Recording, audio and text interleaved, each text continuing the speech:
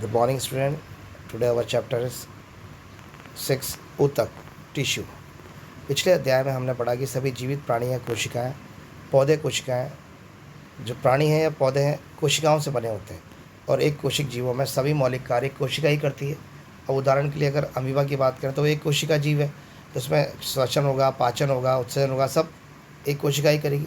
लेकिन जो दूसरे जीव हैं वो बहुत सारी कोशिकाओं से मिलकर बने होते हैं, उनमें लाखों कोशिकाएँ होती हैं। तो इनमें से अधिकतर कोशिकाएं कुछ कार्यों को संपन्न करने में सक्षम होती हैं और प्रत्येक विशेष कार्य कोशिकाओं के विभिन्न समूह द्वारा किया जाता है, ग्रुप्स के द्वारा किया जाता है। ये कोशिकाओं के समूह एक विशिष्ट कार्य को अति दक्षता से संपन्न करते हैं। मनुष्य में पेशी कोशिका फैलती सी उड़ती है, तंत्रिका कोशिका संदेश वाहक करती है, रक्त, ऑक्सीजन, भोजन, हार्मोन, अपशिष्ट पदार्थों का संवहन करता है। पौधों में वाहक नलियों में संवहत कोशिकाएं भोजन तथा पानी को एक जगह से दूसरे के ले जाती हैं। बहुकोशिक जीवों में श्रम विभाजन होता है। शरीर के अंदर ऐसी कोशिकाएं जो एक तरह से कार्य को संपन्न करने में दक्ष होती हैं, सदैव एक समूह में रहती हैं, ग्रुप्स में रहती हैं।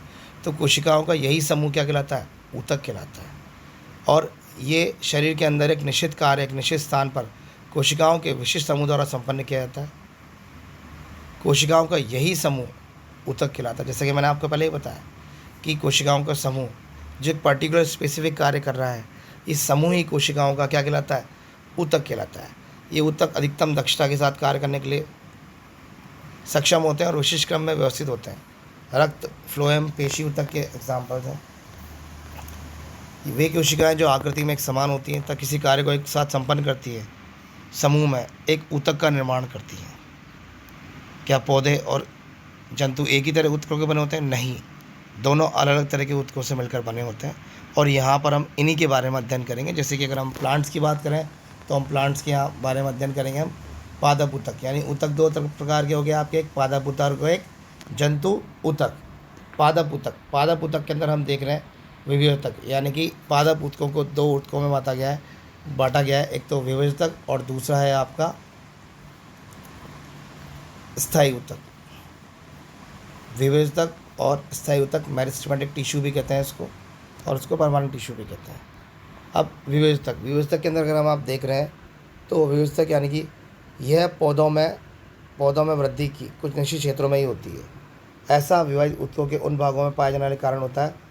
ऐसे ऊतकों को हम विभेदक भी कहते हैं।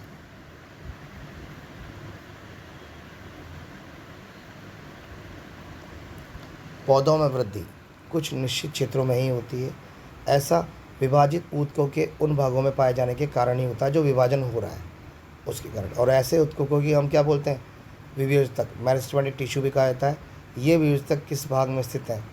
विभेदक की उपस्थिति वाले क्षेत्रों के आधार पर इन्हें 3 भागों में बांटा गया: शीर्षस्थ, कैम्बियम या पार्श्वीय और अंतरिक्ष भागों में वर्गीकृत किया जा सकता है। विभेदक के द्वारा तैयार नई कोशिकाएं प्रारंभ में विभेदक की तरह होती हैं और जैसे जैसे ये बढ़ती और परिपक्व होती हैं, इनके गुणों में धीरे धीरे परिवर्तन होता है। जैसे कि हम डिस्कस कर चुके हैं, ये 3 भागों में है, तो आप डायग्राम में देख सकते हैं। इसको हमने बोला शीर्षस्थ, अंतर्विष्ट और पार्श्व। ठीक है, जहाँ से नोड्स निकल रही हैं आप देख सकते हैं वो अंतर्विष्ट है, और इसका पार्श्व हिस्सा जो उसके ग्रिथ को बढ़ाता है। अब ये बोल रहा है कि इनके गुणों में धीरे धीरे परिवर्तन होता है, यानी कि जो कभी शीर्षस्थ था अब वो बाद में किस में कन्वर्ट हो जाएगा? अंतर्विष्ट के अंदर। और जो अंतर्विष्ट था वो आगे किस में कन्वर्ट हो जाएगा? पार्श्व के अंदर। और ये ऊतकों के रूप में विभाजित हो जाते हैं। यहाँ पर ये बता रहा है कि प्रवाह के शीर्ष विभेदक जड़ों अथवा तनों की वृद्धि वाले भागों में विद्यमान रहता है। मतलब ये तीनों को बताया गया है कि इनकी लोकेशन कहाँ कहाँ है। प्रवाह के शीर्षस्थ विभेदक जड़ों एवं तनों की वृद्धि वाले भाग में विद्यमान रहता है तथा वह इनकी लंबाई में क्या करता है? वृद्धि करता है।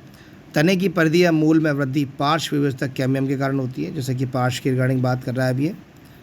ठीक है, और उसके बाद ये बात कर रहा है अंतर्विष्ट विभेदक पत्तियों के आधार पर टहनी के पर्व में होता है। इससे मैंने कहा इंटरनोड्स के अंदर होते हैं, वहाँ पर प्रेजेंट होते हैं ये।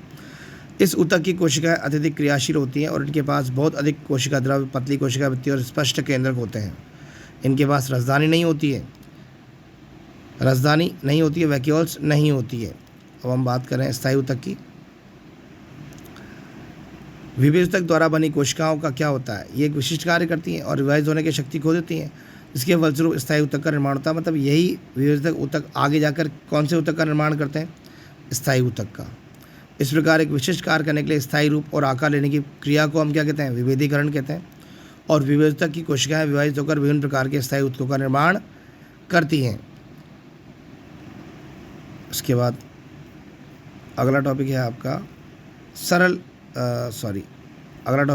सरल स्थायी ऊतक, जिसे हम अगली क्लास में कंटिन्यू करेंगे बच्चा। Thank you very much.